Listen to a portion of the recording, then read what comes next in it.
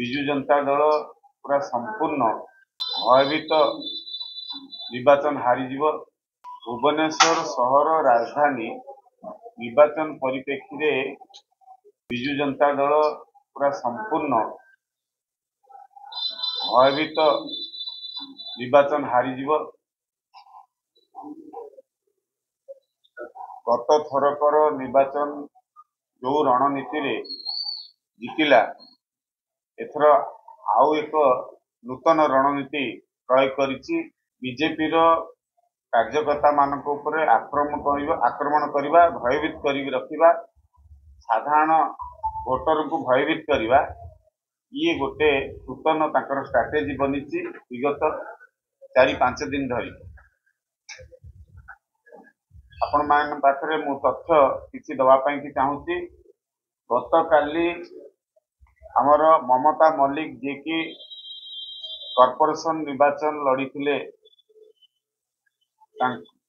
तांकर हस्बैंड को सहित एवं 20-25 जन आम दलर कार्यकर्ता माने यूनिट 6 अंचल वार्ड नंबर 46 रे जेतेबेले प्रचार प्रसार करथुले घर को घर जाइकी से समय रे विजु जनता दलर कर्मी माने एवं सेठिकार कॉर्पोरेटर तांकर स्वामी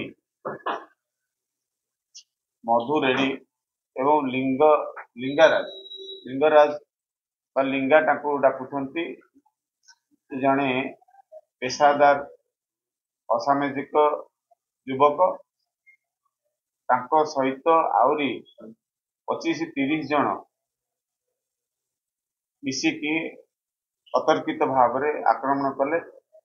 प्रचार प्रसार करिया पई कि एते साहस केमति आसिला तुम मानकर ये कथा को नै कि से आक्रमण कले और जातीयाण आरोप लगे कि आक्रमण कर से कथा को नै कि कैपिटल थाना रे हमें लिखित इतला देइछु।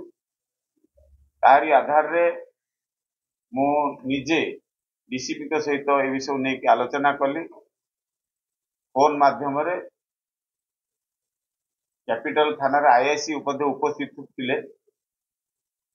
आलोचना भितरे डीसीपी कहले आमे माने आपण मानकर गंडोल को संभाली परिबो न आम माने उभय पक्ष को फॉरवर्ड करिवो। मु तांको प्रश्न पचारली आपण उभय पक्ष को फॉरवर्ड करिकि सरकार कळ को फायदा दवा पई चाहुछंती कि आमे अभियोग करिया आसी आम ऊपर आक्रमण हो आपण हमको न्याय देबे कोन आपण उल्टी हमको धमकाउछंती आम कार्यकर्ता तांको असामाजिक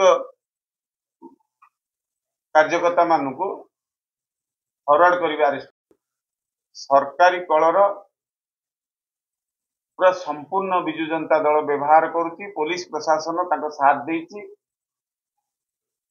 आमर कार्यकर्ता मानकु जदि से अरेस्ट करि नै जिवे जदि डीसीपी कथा कहले तांकर असामाजिक युवक मानकु अरेस्ट करिवे जोटा अभ्यासगत जेल जिबा सेमानकर अछि बैकग्राउंड ताहले एथुर प्रमाणित होउची पुलिस प्रशासन जरिया रे विजु जनता दल निर्वाचन जीतिबा पई कि रणनीति करछि।